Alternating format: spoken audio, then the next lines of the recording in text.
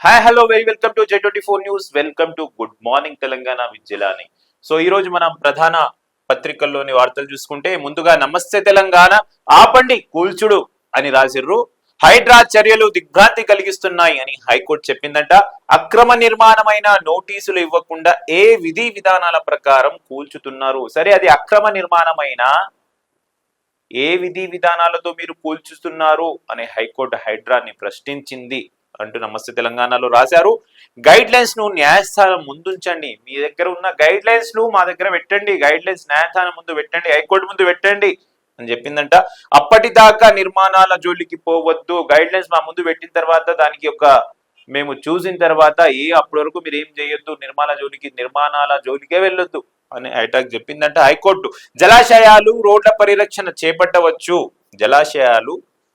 పరిరక్షణ చేపట్టవచ్చు అంటే ఇరిగేషన్ ప్రాజెక్ట్స్ అండ్ రోడ్లు సేవ్ చేయడానికి ఏదైతే మెజర్స్ ఉంటాయో అవి చేయొచ్చు. హైడ్రాకు హైకోర్టు ధర్మాసనం ఆదేశాలు. ఐలాపూర్ భూములపై యథాతథ స్థితి అంట. ఐలాపూర్ భూములపై అయితే యథాతథ స్థితి అంటే స్టే ఇచ్చిండ్రంట. కోర్టుల కంటే హైడ్రా ఎక్కువనా అని కూడా ప్రశ్నించింది. హైకోర్టు కంటే కోర్టుల కన్నా హైడ్రా ఎక్కువనా? సమాంతర ప్రభుత్వాన్ని నడుపుతున్నారా? న్యాయ వివాదంలో ఉన్న భూముల్లో రాత్రికి రాత్రే బోర్డులు ఎలా పెడతారు? ల్యాండ్ డిస్ప్యూట్స్ లీగల్ డిస్ప్యూట్స్ ఉన్న ల్యాండ్ లో రాత్రికి రాత్రే మీరు బోర్డు ఎట్లా పెడతారు? హైడ్రాకి ఏం అధికారం ఉంది బోర్డు పెట్టడానికి అని ప్రశ్నించిందంట హైకోర్టు. సూరారంలో బోర్డులు తొలగించండి అని హైకోర్టు పేర్కొంది. సూరారంలో కూడా అట్లనే బోర్డులు పెట్టిండ్రు, అవి కూడా తీసేయండి అని చెప్పిర్రంట. తుది తీర్పునకు లోబడే ఓవైసీ క్యాంపస్ లో అడ్మిషన్లు. సల్కం చెరువులో FTL గుర్తించండి ఉత్తర్వులు జారీ చేసిన రాష్ట్ర హైకోర్టు. సంగారెడ్డి జిల్లా అమీన్పూర్ మండలం ఐలాపూర్ గ్రామానికి చెందిన రైతు MA షరీఫ్ హైకోర్టులో అత్యవసర లంచ్ మోషన్ పిటిషన్ దాఖలు చేశారు. దీనిపై సోమవారం జస్టిస్ B విజయసేన్ రెడ్డి ధర్మాసనం విచారణ చేపట్టింది. పిటిషనర్ తరపున సీనియర్ న్యాయవాది L రవిచందర్ వాదనను వినిపించారు. తెల్లవారుజామున 4:30 గంటల సమయంలో హైడ్రా అధికారులు సిబ్బంది, యూనిఫామ్ వేసుకున్న భద్రతా సిబ్బంది పెద్ద సంఖ్యలో వచ్చి కూల్చివేతలు మొదలుపెట్టారని తెలిపారు. 10 ఏళ్లుగా అనువంశికంగా స్వాధీనంలో ఉన్న ఆస్తిని, ప్రహారిని కూల్చేశారని, నీటి ట్యాంక్ ను కూడా కూల్చేశారని తెలిపారు. అనేక వాహనాలతో పెద్ద సంఖ్యలో సిబ్బంది, భద్రతా సిబ్బంది వచ్చి యుద్ధ వాతావరణాన్ని కల్పించేలా కూల్చివేత చర్యలు చేపట్టారని పేర్కొన్నారు. నిన్న జస్టిస్ B విజయసేన్ రెడ్డి గారి ధర్మాసనం విచారణ చేపట్టిందంట ఈ కేసులో. అమీన్పూర్ మండలం ఐలాపూర్ గ్రామానికి చెందిన రైతు MA షరీఫ్ అనే ఒక రైతు హైకోర్టులో పిటిషన్ దాఖలు చేశారు. సో అత్యవసర లంచ్ మోషన్ పిటిషన్ లో ఇది దాఖలైంది.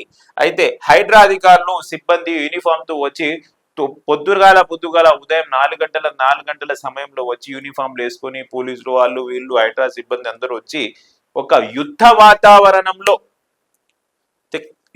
యుద్ధం ఎలా జరుగుతుందో అలా యుద్ధ వాతావరణంలో వచ్చి మా ఇల్లు కూలగొట్టారు అని చెప్తున్నారు. అనేక వాహనాలతో పెద్ద వాహనాలు వచ్చినాయంట, చాలా వాహనాలు. సో దీనిపై ప్రభుత్వం తరపున, గవర్నమెంట్ తరపు నుంచి అదనపు అడ్వకేట్ జనరల్ ఇమ్రాన్ ఖాన్ ప్రతివాదనలు వినిపించారు. సర్వే నంబర్ 165 నుంచి 175 వరకు మరియు ఈ 10 సర్వే నంబర్లు 165 సర్వే నంబర్ నుంచి 175 సర్వే వరకు 2012 నుంచి మళ్ళా 2013 సర్వే నంబర్ 165 నుంచి 175 ఈ 10 సర్వే నంబర్లు మళ్ళా 2012, 2013లోని 36.37 గుంటలు విషయంలో కోర్టు జారీ చేసిన గత ఉత్తర్వులను అడ్డం పెట్టుకొని పిటిషనర్లు 1000 ఎకరాల్లోని భూమిని ఆక్రమించారని తెలిపారు. పిటిషనర్లు 1000 ఎకరాల భూమిని ఆక్రమించారని గవర్నమెంట్ తరపు న్యాయవాది తెలిపారంట. 1000 ఎకరాల ప్రభుత్వ భూమిని కబ్జా చేయడానికి చేస్తున్న ప్రయత్నాలు అడ్డుకునే క్రమంలోనే హైడ్రా అక్కడికి వెళ్ళిందని చెప్పారు. సో ఆ 1000 ఎకరాలు కబ్జా చేస్తున్నారు, అందుకే మేము అక్కడ వెళ్ళామని హైడ్రా వాళ్ళు అక్కడికి వెళ్లారని గవర్నమెంట్ తరపు న్యాయవాది చెప్పారు. కోర్టు ఉత్తర్వులకు హైడ్రా కూల్చేసిన భవనానికి సంబంధం లేదని తెలిపారు.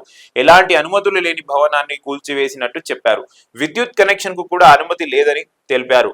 అక్కడ నిర్మాణాలు నేటికి అనుమతులు లేవని చెప్పారు. సో మేము కోర్టు ఏదైతే జడ్జిమెంట్ ఇచ్చిందో ఆర్డర్ ఉందో ఆ ఆర్డర్ ఉన్న భవనం వేరు, మేము కూల్చిన భవనం వేరు. మేము కూల్చిన భవనం కంప్లీట్లీ పర్మిషన్ లేదు, ఎలాంటి డాక్యుమెంట్స్ లేవు, ఎలక్ట్రిసిటీ బిల్లు కూడా దానికి లేదు, మీటర్ కూడా లేదు అని చెప్పిర్రంట. గవర్నమెంట్ తరపు న్యాయవాది హైకోర్టుకి చెప్పిర్రంట.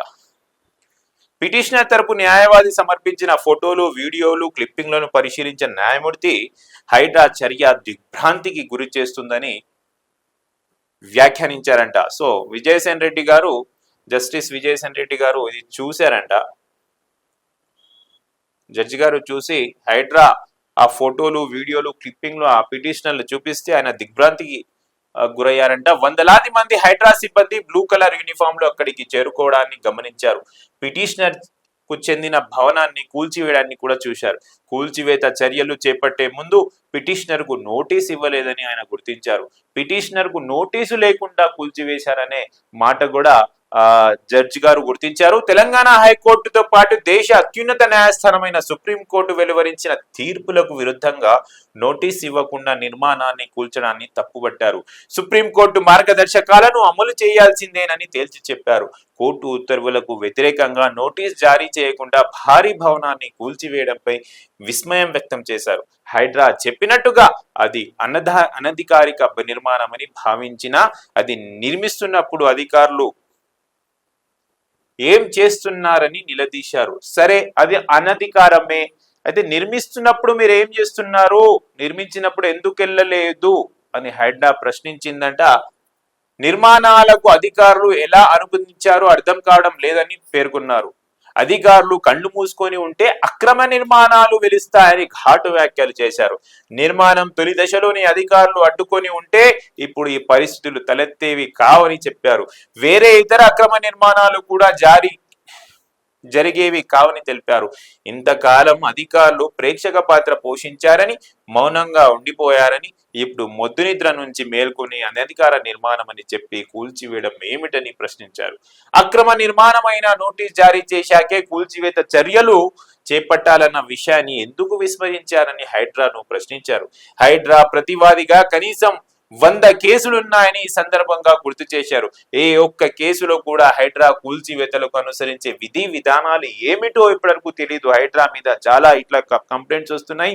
ఏ ఒక్క కేసులో కూడా మీరు ఏ విధి విధానాలు మీరు పాటిస్తున్నారు మాకు ఇప్పటివరకు చెప్పలేదు, ఎంతమంది దీని వల్ల బాధపడుతున్నారు అని హైకోర్టు కూడా చెప్పిందంట. ఏ ఒక్క కేసులో కూడా హైడ్రా కూల్చివేతలకు అనుసరించే విధి విధానాలు ఏమిటో, అమలు చేసే ప్రామాణిక విధానం ఏమిటో ఇప్పటి వరకు స్పష్టం చేయలేదని తెలిపారు. అందుకే విధి విధానాలపై వివరణ ఇచ్చే వరకు హైడ్రా కూల్చివేత చర్యలు చేపట్టరాదని మధ్యంతర ఉత్తర్వులు జారీ చేస్తున్నట్టు స్పష్టం చేశారు. తిరిగి ఆదేశాలను జారీ చేసే వరకు యథాతథ స్థితి ఉత్తర్వుల్లో అమల్లో ఉంటాయని చెప్పారు. తదుపరి విచారణను వాయిదా వేశారు.